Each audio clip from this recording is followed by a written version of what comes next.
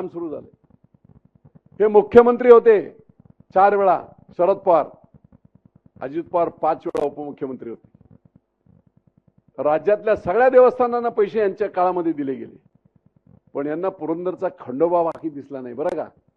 लोकांवर अन्याय केले, देवावर सुद्धा अन्याय केला।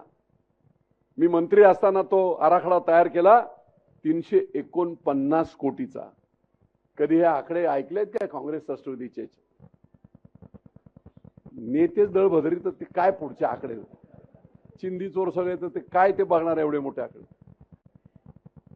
349 कोटीतले 109 कोटी मंजूर करून वितरित करून काम संपत आलंय। आता जाऊन बघा, 275 वर्षानंतर पुण्यश्लोक अहिल्याबाईंच्या नंतर या देवस्थानचं काम करण्याचं, जीर्णोद्धार आणि याचं काम, विकास आराखडा करण्याचं काम, त्याचं भाग्य विजय बापू शिवतारे आणि शिवसेनेला लागलं। आमच्या एकनाथभाई शिंदेंनी, मुख्यमंत्र्यांनी त्यावेळेस येऊन सत्तेवर खुर्चीवर असणारा मुख्यमंत्री पहिल्यांदा, शरद पवार सुद्धा कधी आले नव्हते, सत्तेवर खुर्चीवर असणारा मुख्यमंत्री पहिल्यांदा इतिहासामध्ये खंडोबाच्या दर्शनाला आला, ते आमचे एकनाथराव शिंदे, शिवसेनेचे नेते।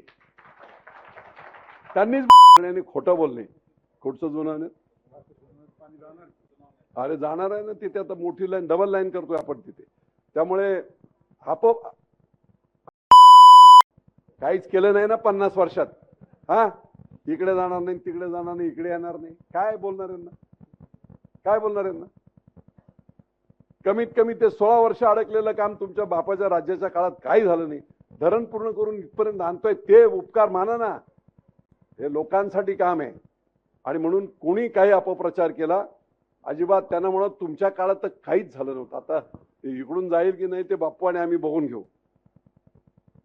त्यामुळे अपप्रचाराला अजिबात हे करू नका। आणि या गावामधून माझी अपेक्षा अशी आहे